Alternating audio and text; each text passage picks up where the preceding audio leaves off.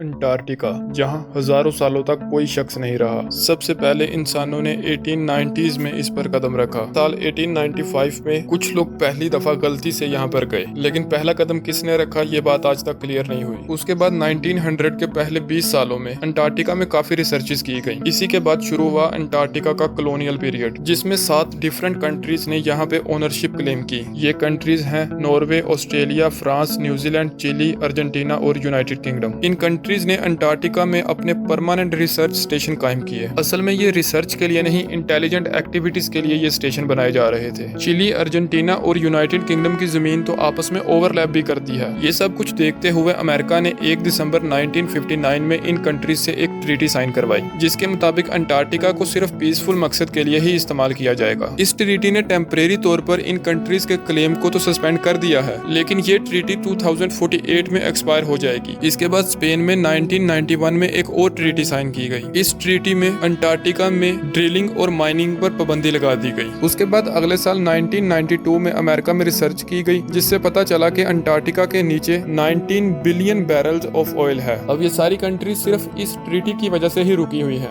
अब साल 2000 के बाद चाइना इकलौता ऐसा कंट्री है जिसने वहां पर अपने रिसर्च स्टेशन बनाए। अगर जियोपॉलिटिकली देखें तो आज के दिन तक अंटार्कटिका कोई भी कंट्री नहीं है, लेकिन यहाँ पर डिफरेंट कंट्रीज क्लेम करती हैं। तो इसका क्या फ्यूचर होगा, इसके बारे में कमेंट सेक्शन में हमें जरूर बताइएगा।